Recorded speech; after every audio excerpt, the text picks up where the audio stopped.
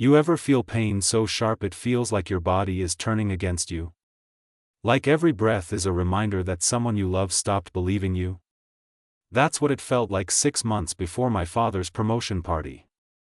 While he was preparing to toast his success, I was fighting a silent war inside my own body. My name's Ava Monroe, and this is the story of how my father's dream job almost cost me my life. It started small, just stomach cramps, maybe stress, maybe exhaustion.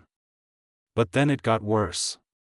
Sharp, stabbing pain that made me drop to my knees in the middle of work meetings. I'd lost 15 pounds. Couldn't eat. Couldn't sleep. When I told my father, he barely looked up from his laptop. Stress, Ava. Take something over the counter. You'll be fine. He was Daniel Monroe, head of hospital operations at St. Gabriel's Medical Center, a man who managed hundreds of patients' lives but couldn't stop to see that his own daughter was slipping away. My stepmother, Clara, just sighed. Your father's promotion dinner is coming up. Please, Ava, don't start drama right now. And my half-brother, Ethan, laughed from the couch. She always gets sick when Dad's busy. Remember her migraine at my graduation? They made it sound like I was faking it. Like pain needed their permission to exist. A week later, I collapsed in the hospital hallway where I worked. The irony? I was surrounded by doctors. A CT scan later, and my world cracked open. A mass. 10 centimeters. Possibly malignant. Wrapped around my ovary and pressing against vital organs. Dr. Elena Ramirez, chief of surgical oncology, called me into her office. Her eyes were calm but heavy. Ava, this isn't something we can monitor. You need surgery immediately. I whispered, my dad works here. Her eyebrow lifted. Daniel Monroe? Yeah. Something flickered in her expression, disappointment, maybe disgust. He's aware of this? He thinks I'm being dramatic. Dr. Ramirez leaned forward. This isn't drama. It's life or death. When I told my family, my father's reaction was ice. You'll recover in time for the promotion gala, right? Dad, they're removing part of my ovary. Don't exaggerate. It's a routine procedure. Routine. That's what he called it, like removing cancer was the same as trimming a hangnail. Clara added, just show up for photos, Ava. It's important we look united. United. Funny word for people who left me to fight cancer alone. Thursday morning, my best friend Lena drove me to the hospital. My father had a meeting. Clara was getting her nails done.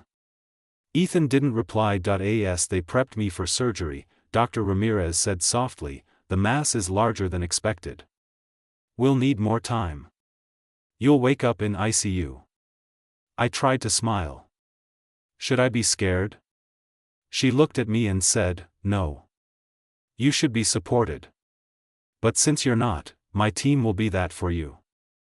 As the anesthesia hit, the last thing I heard was her voice, you're not alone, Ava. 7 hours later, I opened my eyes in ICU. They'd removed my ovary, part of my fallopian tube, and the tumor, stage 2 ovarian cancer. Lena was crying beside my bed. They got it all. You made it. But the pain, both physical and emotional, was crushing. Then she said something that broke me. Your dad just posted on Facebook, celebrating my big night with my entire family. The party was happening 2 floors above me. Laughter and music seeped through the ceiling. I lay there, tubes in my arms, realizing that my father's definition of family didn't include me. The next day, everything exploded. Someone leaked a video from the promotion gala. My father stood at the microphone, smiling in his tuxedo. At St. Gabriel's, we believe in compassion, in family. Then a voice interrupted from the back. Is that why your daughter is recovering from cancer surgery 2 floors below you? It was Dr. Ramirez, still in scrubs. The room fell silent. She stepped forward. I operated on Ava Monroe. 7 hours. Stage 2 cancer. She's alone, while her father celebrates his promotion about compassionate care. You could see his smile die on camera. He stuttered, "That's a private family matter." "No," she said. "It's a leadership matter. How can a man run a hospital about care when he can't care for his own child?" The video went viral within hours. The board suspended his promotion. Employees came forward, stories of him denying medical leave, mocking sick staff, calling them dramatic. For years, he'd built a career on empathy he never practiced. When he finally called me, his voice was shaking with anger. "You destroyed me, Ava. I worked my whole life for this." I said quietly, "And I almost lost mine because you couldn't stop working." He went silent. Then hung up. A month later, his promotion was revoked. He was demoted, then resigned. Clara filed for divorce. Ethan moved out. Everything he'd built crumbled, not because I exposed him, but because the truth finally caught up. Chemotherapy was brutal, but I made it through. 6 months later, I was cancer-free.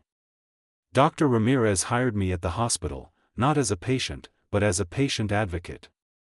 She said, "You understand what real support feels like when it's missing. That's what this place needs." My father sent one last email, "I hope you're satisfied. You ruined my career over something you survived." I didn't reply. Because I finally understood, I didn't survive because of him.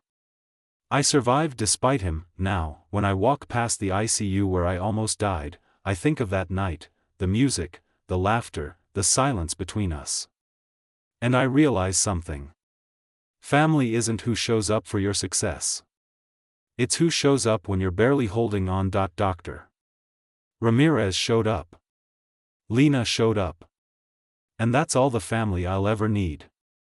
Because survival isn't dramatic. It's revolutionary.